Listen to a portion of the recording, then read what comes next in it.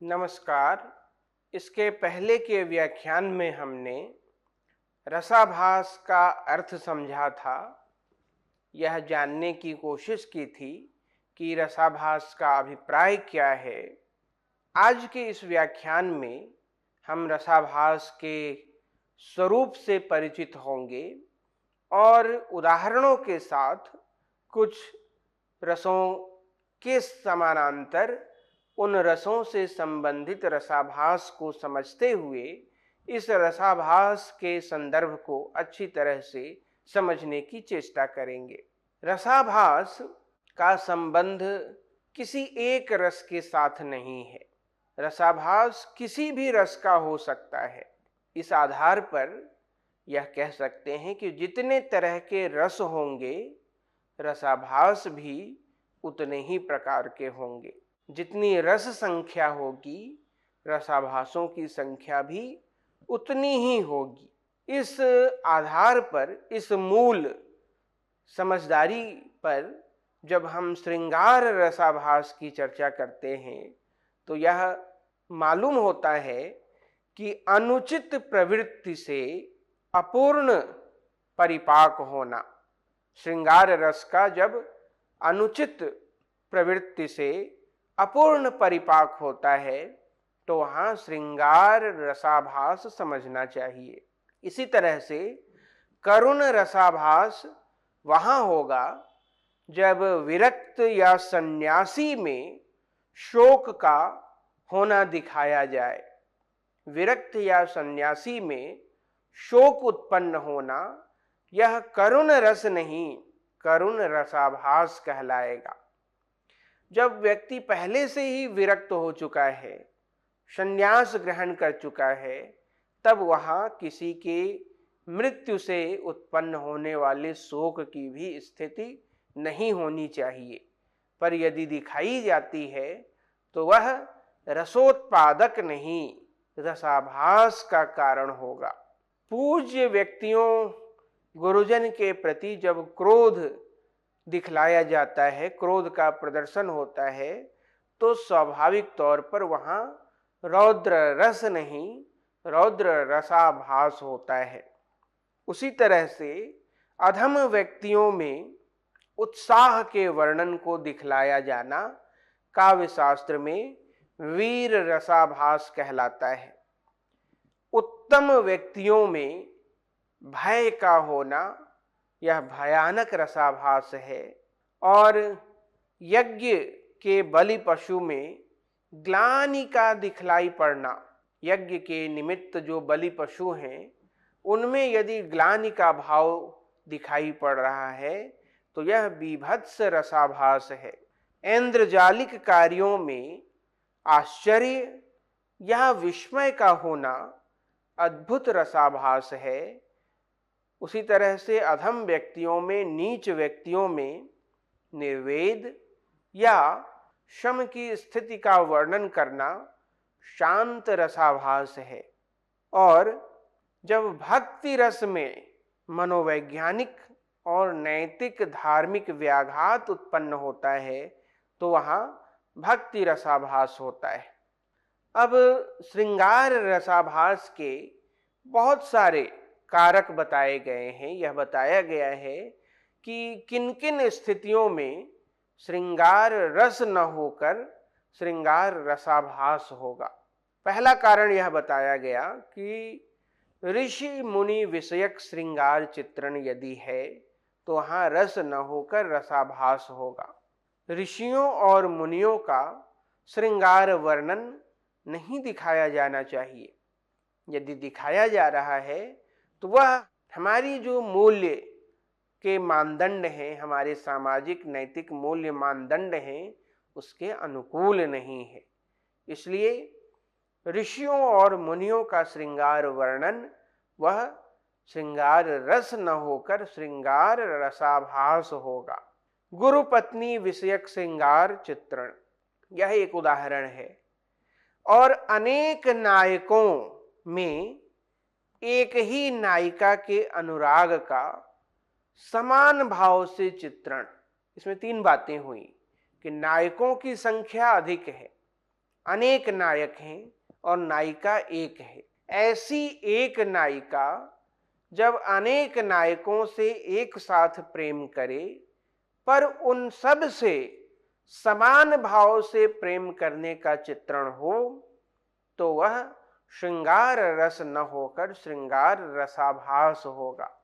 उसी तरह से खलनायक में नायिका का यदि अनुराग दिखाया जाए तो वह भी श्रृंगार रसाभास होगा। नायिका यदि है तो उसका अनुराग नायक के प्रति होना चाहिए, तभी वहां श्रृंगार रस उत्पन्न होगा। पर यदि उस नायिका का अनुराग खलनायक के प्रति दिखाया जाए तो वह श्रृंगार रस में बाधा उत्पन्न होगी वहां पर, और वह श्रृंगार रसाभास का कारण होगा। उसी तरह से नायक भिन्न पुरुष में नायिका के अनुराग का चित्रण, अभी जिस स्थिति के बारे में मैंने बताया वह था एक खलनायक में नायिका का अनुराग, पर न नायक में नायिका का अनुराग हो और न ही खलनायक में नायिका का अनुराग हो, किसी तीसरे में ही हो जाए, तो ऐसे नायक भिन्न व्यक्ति में नायिका के अनुराग का चित्रण भी श्रृंगार रस उत्पन्न नहीं कर सकता, वहां भी श्रृंगार रसाभास होगा।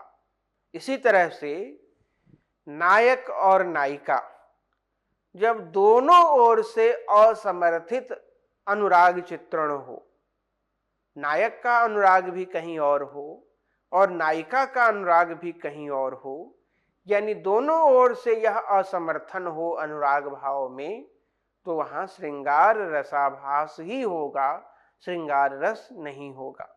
इसी तरह से अधम पात्रों में नायिका का अनुराग चित्रण, नायिका का अनुराग नायक में होना चाहिए और नायक अधम पात्र नहीं हो सकता।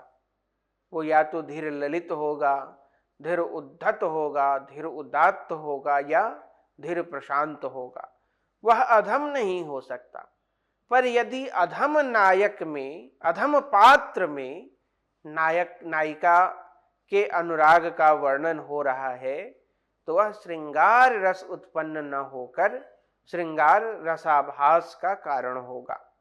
तिर्यक योनियों, तिर्यक योनि कहते हैं पशु जगत में जो मानवेतर प्राणी हैं, इन योनियों के श्रृंगार भाव का वर्णन यदि नाटक में या काव्य में है, तो ऐसा श्रृंगार वर्णन भी श्रृंगार रस उत्पन्न नहीं कर सकता, वह भी श्रृंगार रसाभास का ही उदाहरण होगा। मनुष्यों के श्रृंगार वर्णन से ही श्रृंगार रस की उत्पत्ति हो सकती है। पशु पक्षियों के श्रृंगार वर्णन से श्रृंगार वर्णन अधूरा रहता है, अपूर्ण रहता है, वह श्रृंगार रसाभास मात्र होता है। इसी तरह से यह कहा गया कि जो निरिंद्रिय वस्तुएं हैं, पादप हैं, लताएं हैं, नदी है, पर्वत हैं, इन सब के बीच यदि दाम्पत्य संबंध दिखाया जाए, इनके दाम्पत्य का वर्णन किया जाए काव्य में या नाटक में, कि नदी स्त्री है और उसके पति स्वरूप किसी का वर्णन हो रहा है, तो यह सब श्रृंगार रस के अनुकूल नहीं है, श्रृंगार रस का विघातक है। यहां भी श्रृंगार रसाभास मात्र होगा। पर स्त्री एवं पर पुरुष के प्रेम का वर्णन भी काव्य शास्त्र की दृष्टि में श्रृंगार रस उत्पन्न नहीं कर सकता, वहां भी श्रृंगार रसाभास ही होगा।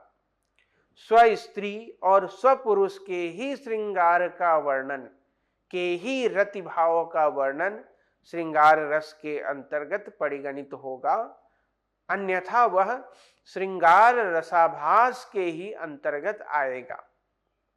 तो ये कुछ ऐसी स्थितियां बताई गई हैं, ऋषि मुनियों का श्रृंगार भाव, गुरु पत्नी का श्रृंगार भाव, तिर्यक योनियों का श्रृंगार, जो निरंद्रिय वस्तुएं हैं उनका दाम्पत्य वर्णन, पर स्त्री और पर पुरुष के बीच का श्रृंगार, खलनायक में नायिका का अनुराग, नायक भिन्न किसी और पुरुष में नायिका का अनुराग, या नायक नायिका दोनों ओर से जब अनुराग का असमर्थन हो, तो इन सारी स्थितियों में श्रृंगार रस उत्पन्न नहीं होता।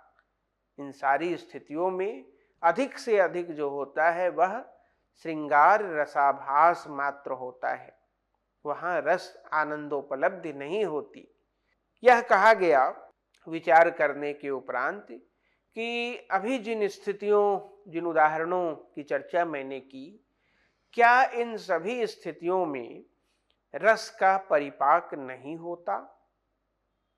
यदि नहीं होता तो काव्य या नाटक में ऐसे दृश्यों को दर्शक देखना छोड़ तो नहीं देते, पाठक पढ़ना तो नहीं छोड़ देते।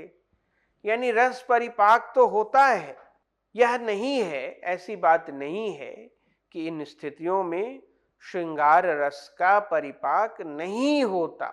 ये बात समझ लेने की है। रस परिपाक तो यहां भी होता है, पर अंतर क्या है कि इन वर्णनों में भी असल में अंत में रसानुभूति होती है, पर वह रसानुभूति पूर्ण रसानुभूति नहीं होती, वह होती है अपूर्ण, वह होती है त्रुटिपूर्ण, वह होती है अमर्यादित और अनुचित। रसानुभूति जो इन स्थितियों में हो रही है वो चार उसकी सीमाएं हैं। वह अपूर्ण है, वह त्रुटित है, वह अमर्यादित है और अनुचित है।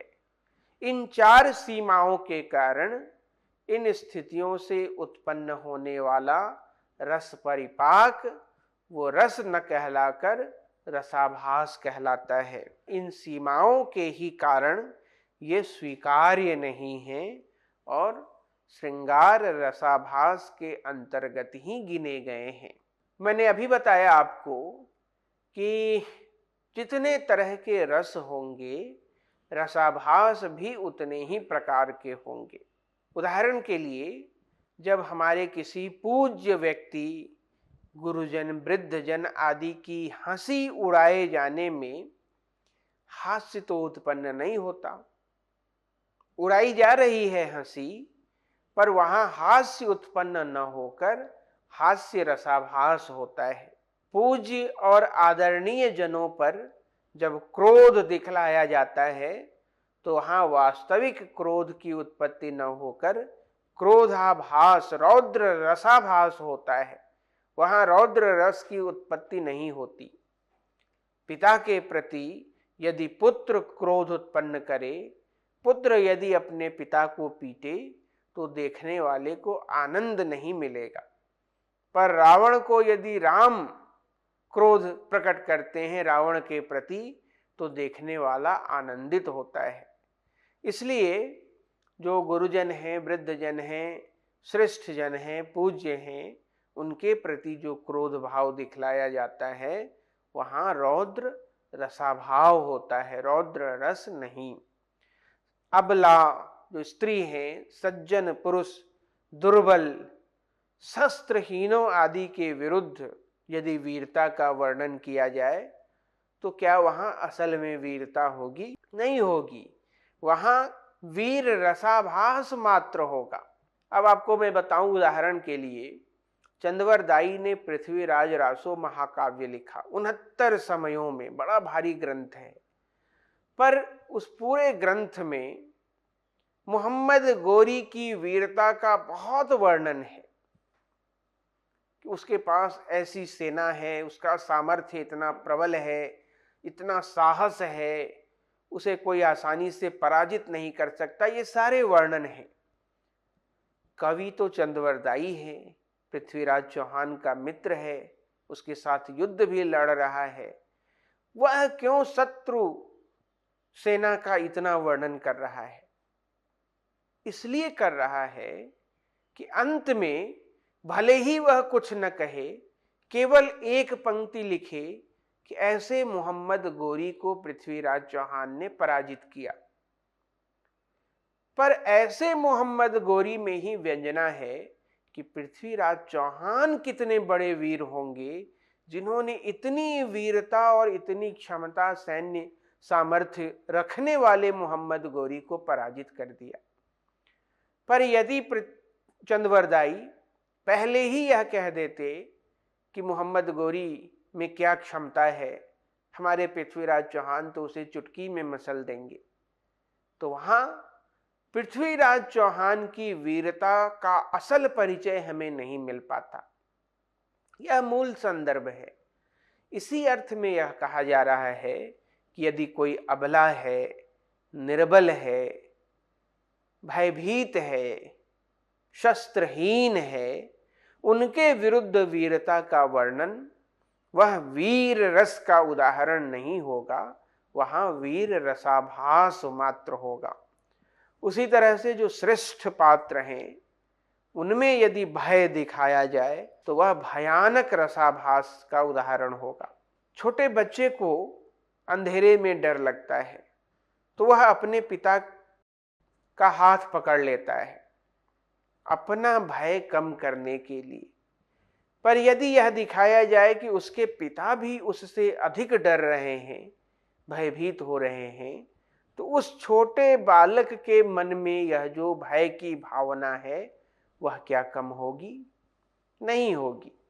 तो ये सारे उदाहरण इसी दृष्टि से दिए गए हैं रसाभासों के। रसाभास के इतने कारण और प्रकार गिनाए गए हैं कि सबके लिए अलग अलग निश्चित परिभाषा कर पाना संभव नहीं है, कठिन है, दुष्कर है। पर इस पूरे प्रसंग में इतना निश्चित है कि रसाभास पर विचार करते समय विचारकों की दृष्टि नैतिक और सामाजिक पक्ष एवं परंपरा से मान्य लोक रीतियों पर टिकी हुई है।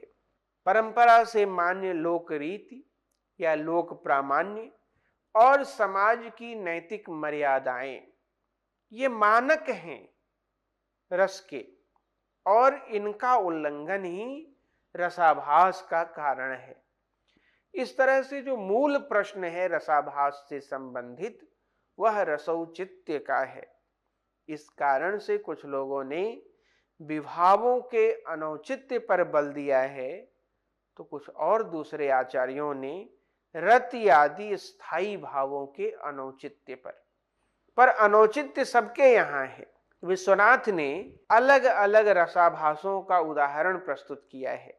अभी हम लोग चर्चा कर रहे थे कि श्रृंगार रसाभास किन किन स्थितियों में होता है, तो विश्वनाथ भी उसी की चर्चा करते हैं। कहते हैं, उपनायक संस्थायाम मुनि गुरु पत्नी गतायाम च बहुनायक विषयायाम रतौ तथानुभय निष्ठा पाम।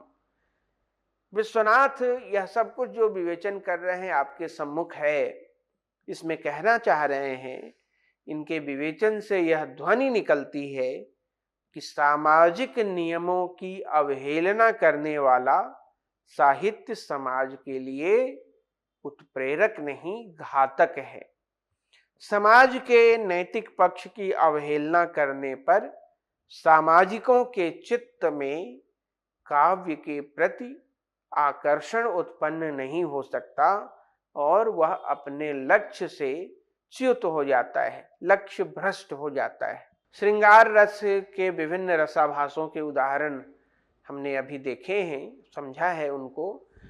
यदि भक्ति रसाभास का एक उदाहरण लेना चाहें तो नंददास की कुछ पंक्तियां हैं। नंददास अष्टछाप के कवि हैं, रास पंचाध्यायी उनका ग्रंथ है। लिखते हैं, जाको सुंदर श्याम कथा छिन छिन गई लागे, ज्यो लंपट पर जुबती बात सुनी अति अनुरागे। लंपट कौन सी बात सुनकर उसके मन में अनुराग उत्पन्न हो रहा है? पर स्त्री की बात। ज्यो लंपट पर जुबती बात, यह देखा हमने कि रस उत्पन्न होने के लिए स्व स्त्री और स्व पुरुष के श्रृंगार वर्णन को ही मान्यता मिली है। अब यहाँ कृष्ण का संदर्भ है, भक्ति का पद है, पर कहा क्या जा रहा है? श्याम कथा श्रवण, कृष्ण की कथा सुनते सुनते आनंद जो उत्पन्न हो रहा है वह पर जुबती बात, पर स्त्री के श्रृंगार का वर्णन प्रसंग आता है और उसके आनंद से उपमित कर दिया गया। यह कहा जा रहा है कि कृष्ण की कथा को सुनना उतना ही आनंदप्रद है जितना पर स्त्री प्रेम की बातों को सुनना। अब यहां भक्ति रस उत्पन्न होना चाहिए, पर वह भक्ति रस यहां उत्पन्न नहीं हो पा रही, उसमें बाधा पड़ रही है, क्योंकि हमारे इस सामाजिक नैतिक धार्मिक मूल्य मर्यादाओं के यह विपरीत है। यह पाठक श्रोता सुनने वाले की अपने मूल्य भावना पर प्रहार है। श्याम कथा श्रवण के आनंद को पर जुवती बात श्रवण के आनंद के बराबर कहना, ऐसा कहने से जो भक्ति रस में मनोवैज्ञानिक और नैतिक धार्मिक व्याघात उपस्थित हो रहा है। इसलिए यहाँ रसाभास की अनुभूति हो रही है, यहाँ रस उत्पन्न नहीं हो रहा। श्रृंगार रसाभास की बात करें, कोई उदाहरण यदि हम देखें तो पर स्त्री में पर पुरुष की रति से श्रृंगार रसाभास होता है, यह हमने अभी देखा। उदाहरण के लिए जानकी वल्लभ शास्त्री का एक उदाहरण है। प्रायः भारतीय काव्यशास्त्र की पुस्तकों में इस उदाहरण की चर्चा होती है। संकेत यह है कि रेलगाड़ी की यात्रा है, एक नववधू है, उसका पति है और एक सुंदरी सेविका है उनके साथ में। वह नववधू वो सेविका से कहती है, वही प्रसंग है, कह रही है, मैं सोई थी नहीं, छिपा मत मुझसे कुछ भी छोरी। उस सेविका ने यह जानकर कि नववधू अब सो गई है, उसके पति के साथ कुछ प्रेम प्रसंग, कुछ रति भाव का प्रकटीकरण किया था और इसे लक्षित कर लिया था उस नववधू ने। ली थी पकड़ कलाई उनने, देती थी जब पान, तूने मेरी ओर किया इंगित कि गई मैं जान। तब वे बोले, दीख रही मैं जन्म जन्म की भोरी। उसके बाद उड़ाया उनने मुझे स्वयं आशाल, तू हंस पाई भी न तभी, सट काटे तेरे गाल। किया तनिक सीतकार कहा उनने कि खूब तू गोरी। यह पूरा प्रसंग है, जानकी वल्लभ शास्त्री का अंश है यह। अब इस पूरे प्रसंग को यदि हम ध्यान में रखें तो यह श्रृंगार रस का उदाहरण नहीं है, यहाँ श्रृंगार रसाभास है। और जो काव्यगत रस सामग्री है यहाँ, तो इस कविता का आश्रय है रेलगाड़ी, और रेलगाड़ी में नवविवाहित युवक, रेल यात्री जो है, उस रेलगाड़ी में यात्रा करने वाला जो नवविवाहित युवक है वह आश्रय है, उसका आलंबन है वह दासी सेविका। रति स्थायी भाव है और उद्दीपन है दासी का सौंदर्य, दासी की युवावस्था, पान देने की चेष्टा, और संचारी भाव है आवेग, चपलता, शंका, त्रास आदि। अनुभाव है शीतकार, रोमांच आदि।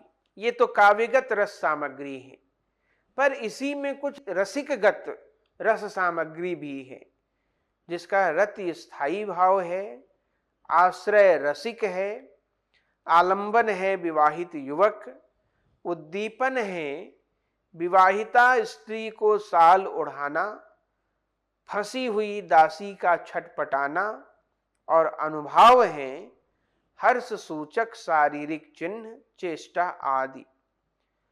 इसमें पर नारी, पर स्त्री, पर पुरुष का प्रेम व्यंजित है, अतः यह पर नारीगत, पर पुरुष विषयक श्रृंगार रसाभास का उदाहरण है। उसी तरह एक उदाहरण देख सकते हैं, बहुनायक निष्ठ रति से श्रृंगार रसाभास। बहुनायक निष्ठ यानी नायिका एक है, वह जिन जिन से प्रेम करती है उन नायकों की संख्या अधिक है। कहा यह अंजन दय निकसय नित नैननी मंजन कै अति अंग संवारे, रूप गुमान भरी मग में पगही के अंगूठा अनोट सुधारे, जौवन के मद सो मतिराम भई मतवारिन लोग निहारे, जात चली यही भांति गली विधुरी अलकै अचरा न संहारे। उसके बाल खुले हुए हैं, अलकावली अपने आंचल को वह नहीं ढांक रही, अपने अंगों को अधखुला छोड़ दे रही है और यौवन के मद से वह परिचित है। कवि मतिराम का यह पद है। यहाँ नायिका एक है, पर वह अनेक पुरुषों में अपनी रति को अभिव्यक्त करती है। अंजन दैनिक से पूरा श्रृंगार है, पर यह सब कुछ होते हुए भी चूंकि एक नायिका की रति अनेक नायकों से प्रदर्शित है, इसलिए यह बहुनायक निष्ठ श्रृंगार रसाभास का उदाहरण है। अनुभय निष्ठ रति से श्रृंगार रसाभास का एक उदाहरण देखते हैं, केशवदास का है। केशव केसन जस करी, जस अरिहु न कराही, चंद्र बदनी मृगलोचनी, बाबा कही कही जाहि। कष्ट क्या है? चंद्र बदनी मृगलोचनी, हिरणी के समान चंचल आंखों वाली ये जो सुंदरियां हैं, चांद सय से सुंदर मुखमंडल वाली ये जो सुंदरियां हैं, ये मेरे प्रेम को समझ नहीं पा रही हैं और उसे अनसुना कर, अस्वीकार कर मुझे बाबा कह कहकर लौट जा रही है। एकांगी प्रेम, एक तरफा प्रेम है, द्विपक्षीय नहीं है।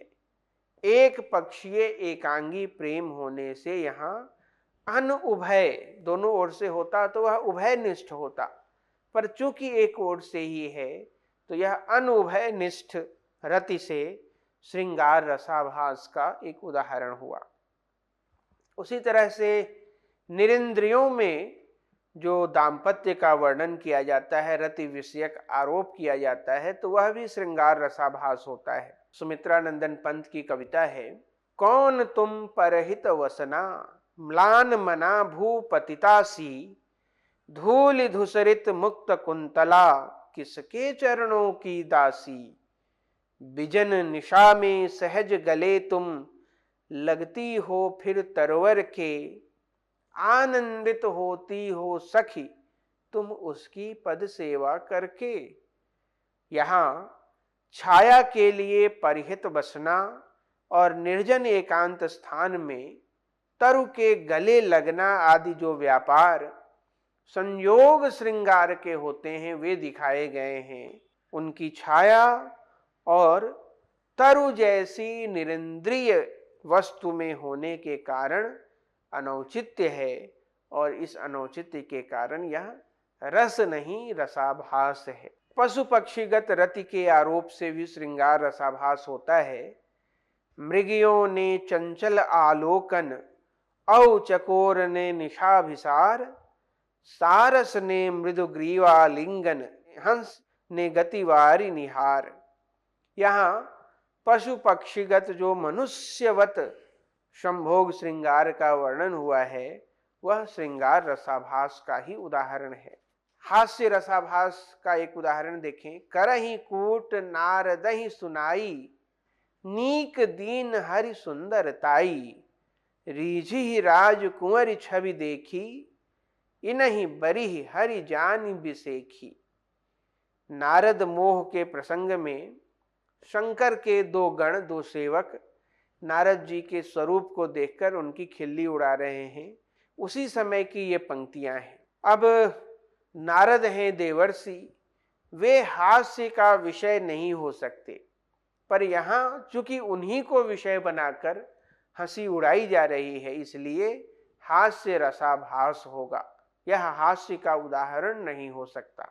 करुण का रसाभास यदि देखें, मेटती तृषा को कंठ लगे लगी, सींच सींच जीवन के संचिबे में रही पूरी सूमरी, हाथ से न छूटी कबों जब ते लगाई साथ, हाय हाय फूटी मेरी प्राण पिय तुमड़ी।